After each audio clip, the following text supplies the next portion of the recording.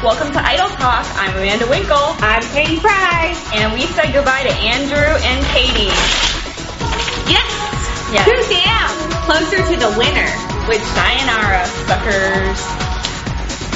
Ready for them to go. But this week we had inspirational songs, and we weren't inspired very much at all. It was the most boring week on Idol, and I'm over the cliche songs, and people need to just stop with I love this song since I was 5, so I'm going to sing it now, 15 years later. So it was very uninspiring. Yes. So let's run them down, Katie. We had Casey James. He sang Don't Stop by Fleetwood Mac, and I'm really sick of contestants butchering Fleetwood Mac this season. I'm sick to death of it.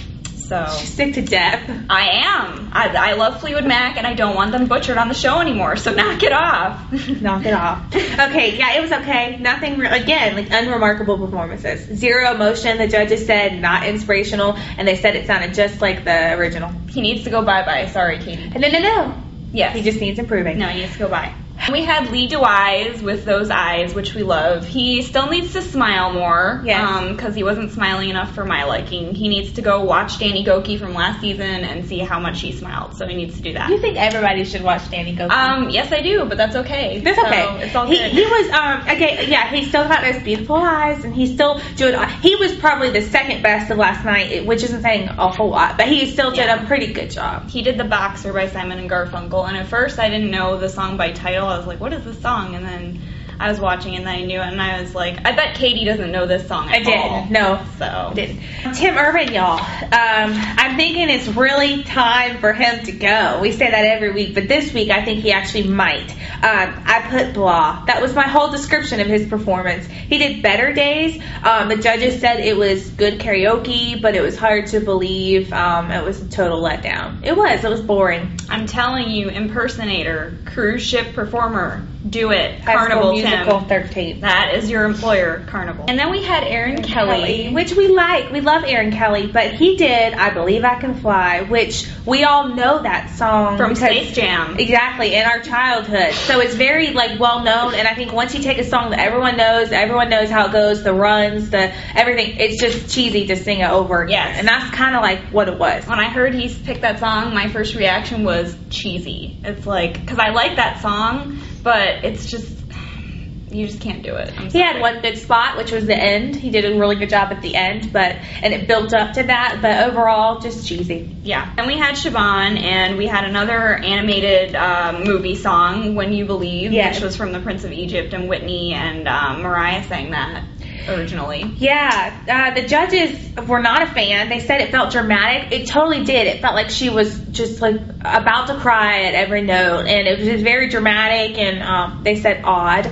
And her lower register in her lower voice at the beginning, it was not pretty last night. It didn't sound very good. At least she didn't scream, though. She didn't scream, but we have something that we disagree on, which was this is the second time she's done a teary-eyed speech at the end, where she's kind of interrupting the judges, or not interrupting, but at the end she's just saying, well, I picked this because this and this and this, and then I'm kind of overhearing that. None of the other contestants do that. Wait a minute, though. I think it's good because it gives her a chance to show her personality, which we don't get to really see a lot of, and let's face it, these contestants have kind of been wet blankets this season. So I think it's good that she's doing that. At least she's trying to show something. Yeah. It seems a little desperate sometimes. Then we had Big Mike, and he sang Hero, the song from Spider-Man. Which Simon knew.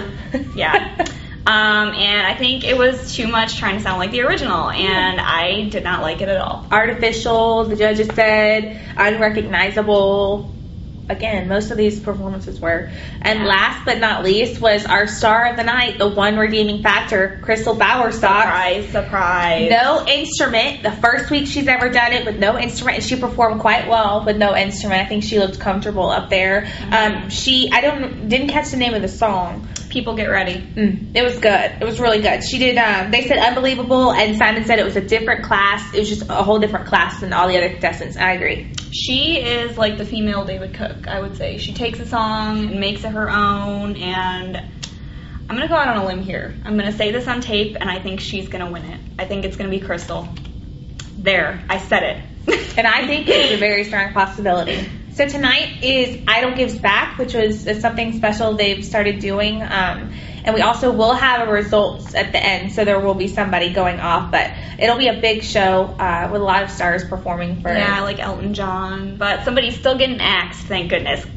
Check us out on Jacksonville.com/idoltalk.